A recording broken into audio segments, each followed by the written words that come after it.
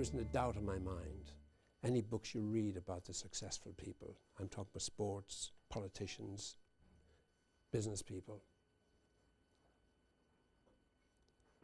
there isn't a doubt in my mind that what you hear time and time again is that we're all born to succeed, but for some of us it just gets beaten out of us. Our brain gets filled with negative stuff.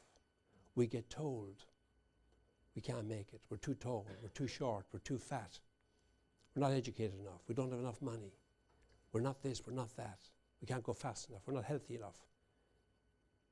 You know, from the time of a very young age, we're told, don't climb that tree, you'll fall and break your legs. Don't do this, don't do that. Don't take that risk, you're going to look silly. We get built up as this fear of poverty,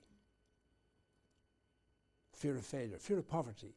God knows I've met thousands of people who had such a fear of poverty. What did they do? They spent money they didn't have, to buy things they didn't need, to impress people they didn't know. I met people like myself who went into debt to keep up with the Joneses, not realizing the Joneses were up to their neck in it already. We got a fear of failure. So what do? We keep thinking of failure. Fear of criticism. So much so that we can't accept it when we get it. There's some area in there that you have been a success story. God knows, even if it's winning the egg and spoon race at school, you just go and think about what made you really happy, what made you smile, what made you excited. And it's going to be so personal to you.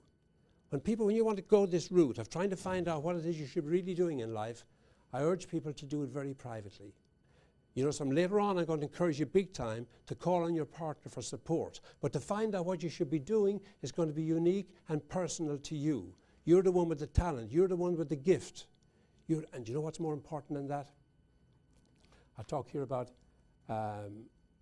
is not just the talent, the gifts you got, but the experience you've got. And in the experience you've got, I'm talking about not just the exciting, positive experiences. I'm talking about the temporary failures, the setbacks. It's how you've coped with them. That's what makes you so much stronger. If you can blend your talent and just try and remember, go back and try and think about the little things that were disasters yesterday, last week, last year, 5 years ago, 10 years. Whether it was in any one of these areas, relationships, addictions, money, whatever it was that you cope with, that makes you a powerhouse. You put that with your talent, and that's going to help you point you in the direction that you should be going. Because I'm talking here about aim higher, establish your purpose in life and motivation. Aim higher. All the books we read about motivation talk a great deal about aiming higher. I had a real problem when I wanted to make that million. I'm thinking, what's higher than a million? Well, it's got to be 2. Well, for God's sake, if I had trouble with 1, how was I ever going to make 2? It used to really get on my nerves. And to this day, you go to the airport and pick up one of these books, The 7 Habits of Highly Successful People, they tell you aim higher. And I'm still thinking, why are they saying that? Why are they saying aim higher?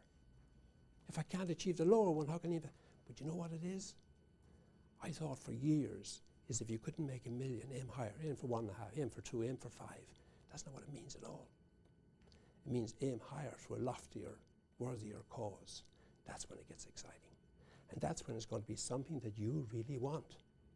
Now, by all means, use your goals for material things. Use your goals for the things you want. For God's sake, when people say that, you know, money doesn't make you happy and all that stuff, I used to find that so annoying. I got to remember my family wrote me a letter once. They were trying to help me, and they were saying, they gave me a list of 50 things that money can't buy.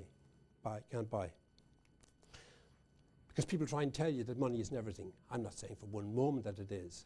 But if you want it, go out and get it, for God's sake, and tick that box.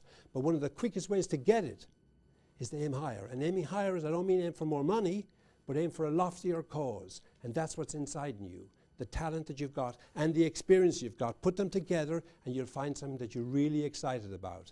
Aim for that, and then use all the other stuff as tools, stepping stones to get to where you want to get to. So I'm not suggesting for a moment you change what you're doing today, but use that as a vehicle to get to where you want to get to.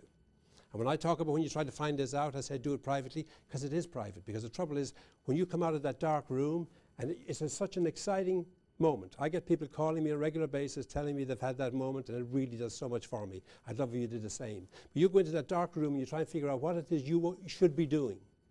What is the point of your little life here? What's it all about? And you come to the answer. The trouble is, you have to be careful who you share it with. Because you tell somebody you've known for donkey's years you're going to take over the world, they'll think you're crazy. They might even want to leave you.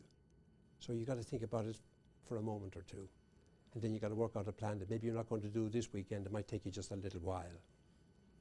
But then you can embrace and involve those people in your goals and your targets, while you can very often, sometimes, keep your ultimate goal private. Mr. Mark Twain said, the two most important days in your life are the day you're born and the day you discover why.